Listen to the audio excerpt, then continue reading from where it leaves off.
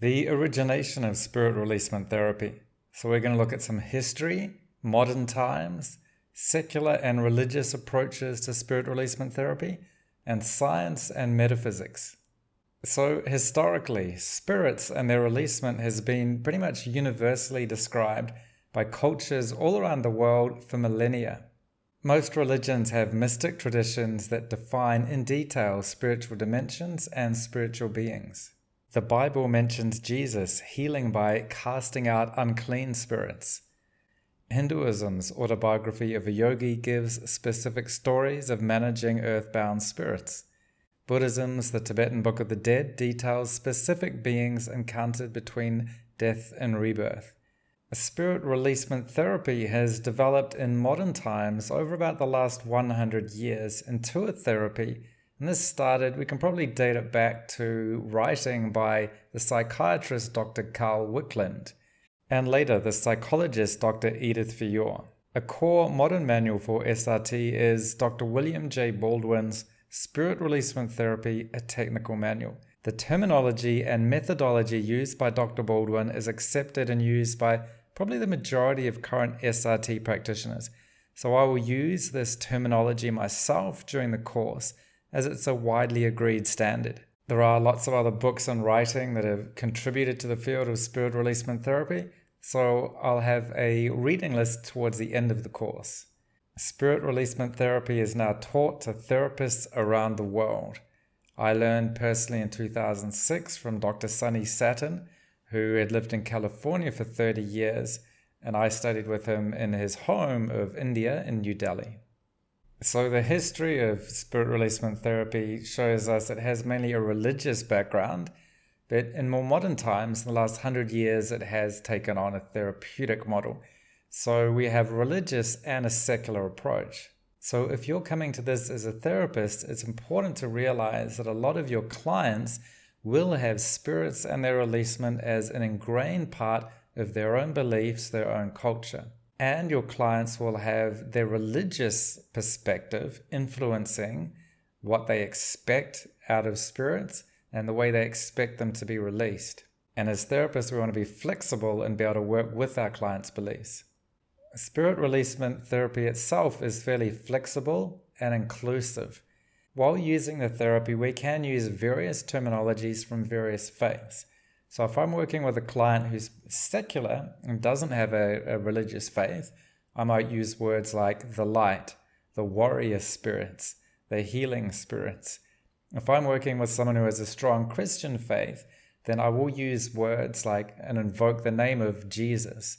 I might talk about the spirits being the Archangel Michael or the Archangel Raphael. And these terms from an SRT perspective can be interchangeable. So Jesus and the light may be similar things. The warrior spirit can be the Archangel Michael. Raphael is known as the angel of healing. So we don't necessarily have to mention his name, but by invoking the angels of healing or the warrior angels of light, we can effectively be calling these out. Now, Christians may disagree. They may feel that the light and Jesus are two distinct things, and in order to release spirits effectively, you must use the name of Jesus. While people who are Hindu or Buddhist may not share that opinion. So as a therapist, we're going to have people of all faiths. So it's not necessarily up to us to impose or to use our faith. Religious people can do that, and they can do that with their flock. And that is absolutely appropriate. And in some cases, that may be the best thing for them. But we can work with people from any culture or religion and use their terminology. And my feeling is that we don't have to share the faith of, let's say, Jesus or the Archangel Michael, but we can use those words. Whether you have that faith or not, I find that in SRT that can still be effective. They're the words that our client wants to hear, and it just works. So a word about science. Some people want to have some sort of form of scientific verification or validation before they can have faith in something, which is a little ironic. However, the nature of spirit releasement therapy and the nature of science means that it's unlikely to really have a meaningful scientific verification.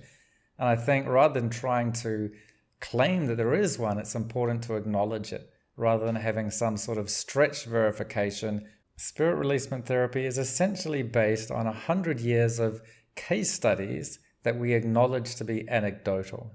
Yet these case studies show a remarkably consistent pattern of action, response, and then a positive effect. As with many therapies, our focus is to find whatever works, whether we can explain or prove it or not.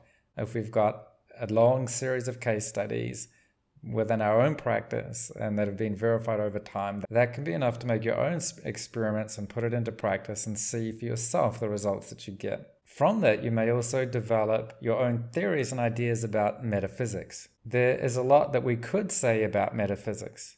Often, as individuals, we'll have our own intricate beliefs about the underlying mechanics of spirits and the spiritual worlds. As a teacher, I'm going to stick to a core model that's very simple, that enables us to understand the minimum that we need to in order to just get ahead and do the therapy, rather than get too stuck into the theory.